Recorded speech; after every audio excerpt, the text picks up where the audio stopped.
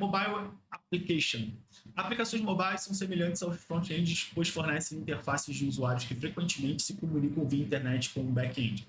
Gente, o celular aqui, quando você tem um aplicativo aqui, ó, seu aplicativo, é porque aqui eu acho que vocês não vão conseguir ver, né? Mas qualquer aplicativo, sei lá, o seu WhatsApp ali, se você abre o seu WhatsApp, ele simplesmente é um front-end, tá? Quando você envia uma mensagem, aí sim ele envia essa mensagem para o servidor. Apesar dele ser end-to-end, ele tem uma forma diferente ali de comunicação, porque não fica armazenado. Eles dizem, né, que não fica armazenado no servidor, mas sim no computador, no seu smartphone. Mas basicamente a capa dele está no seu celular instalado e as informações ficam trafegando para o servidor e tudo mais. Aí um aplicativo de banco, por exemplo, seria um cenário interessante para vocês conhecerem e entenderem. Front-end, às vezes, gerenciam dados localmente no dispositivo do usuário, mas maiores desafios no Data Infrastructure ou infraestrutura de dados geralmente residem no back-end. O front-end precisa apenas lidar com os dados de um único usuário, enquanto o back-end gerencia os dados todos os dados do usuário. Aqui, esses desenvolvedores estão desse lado aqui e o livro foca totalmente desse lado, tá? E aqui, no servidor, aí é que está o ponto, né? O servidor ele pode ter o cache. O servidor pode ter também um banco de dados.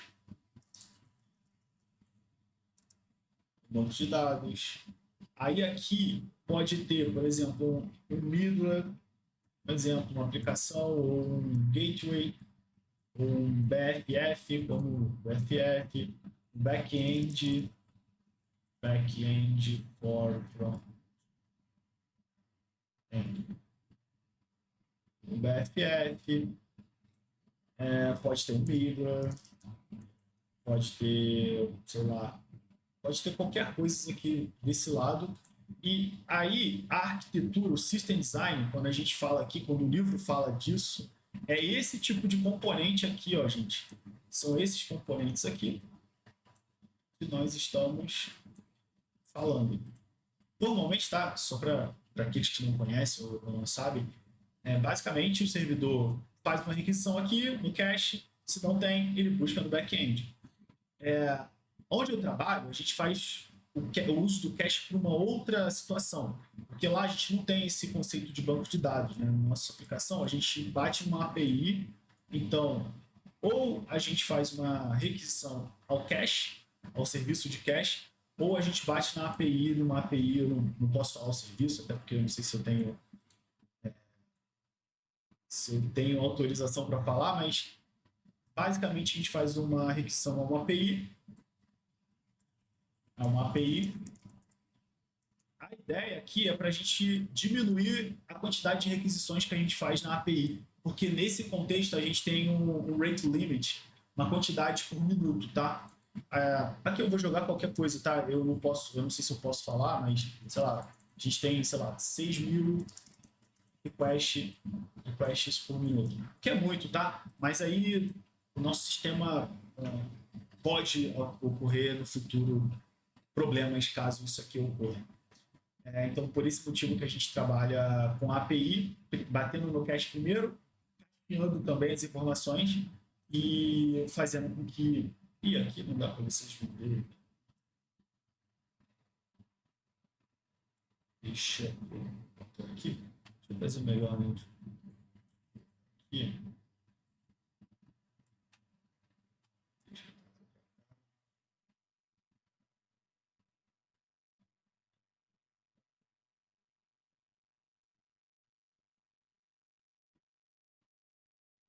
Sim, beleza. Então, basicamente, é isso. A gente tem aqui... a gente tem o cache por esse motivo. Beleza. Então, vamos continuar lendo aqui. O serviço de back-end é frequentemente acessível via HTTP, ou às vezes via WebSocket. Ele geralmente consiste em algum código de aplicação que lê e escreve dados em um ou mais databases, ou bancos de dados. E, por vezes, interage com outros sistemas de dados adicionais, como caches, ou mensagens queue, ou folhas de mensagem. que podem chamar coletivamente Data Infrastructure ou infraestrutura de dados. O código da aplicação é frequentemente stateless, sem estado, isto é, quando ele termina de processar uma requisição HTTP, ele não retém nenhuma informação sobre essa requisição. Só que a gente tem outras formas de trabalhar também, tá? HTTP. O HTTP, existem várias versões de HTTP, tá? HTTP, normalmente, infelizmente, as pessoas ainda usam o HTTP 1.1. Mas tem o HTTP 2, tem o HTTP 2, tem o HTTP 3. Deixa eu colocar no verso aqui. O 3, ele já usa o UDP. E o 1 e o 2, ele usa o TCP/IP. Há uma diferença entre eles, porque em cada evolução do protocolo, você ganha algumas facilidades de trafegar esses dados. Por exemplo, no 1.1, você não pode trafegar dados em paralelo. No 2, já consegue. No 3, isso se torna muito mais eficiente. E aí, nesse ponto do protocolo, tem o HTTP. E aí, com o que ele fala ali, exatamente sobre o WebSocket, ele fala, às vezes via WebSocket. O ponto do WebSocket é o seguinte, a gente consegue fazer o pooling, nós temos o conceito de pooling versus WebSocket.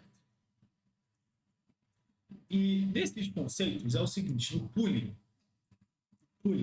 a gente usa o HTTP e faz uma estratégia de tentativa de X em X tempo, ele fazer uma requisição e atualizar esse dado. E a estratégia de WebSocket, a gente abre uma conexão e deixa essa conexão aberta. E isso faz com que a gente não precise ficar fazendo render shake o tempo todo. O Business Intelligence, ou BI, e os Data Sciences, o Data Scientists, os cientistas de dados, que buscam insights inovadores nos dados ou criam funcionalidades voltadas para o usuário, habilitados para o Data Analytics, ou análise de dados, e Machine Learning, AI, aprendizado de máquina e inteligência artificial. Por exemplo, recomendações do tipo People who both X also both X. Em um site de... O que ele falou aqui é que as pessoas que compram X e também compram Y, em um site de e-commerce com análise preditiva, como avaliação de risco ou filtragem de spam e classificação de resultados de pesquisa.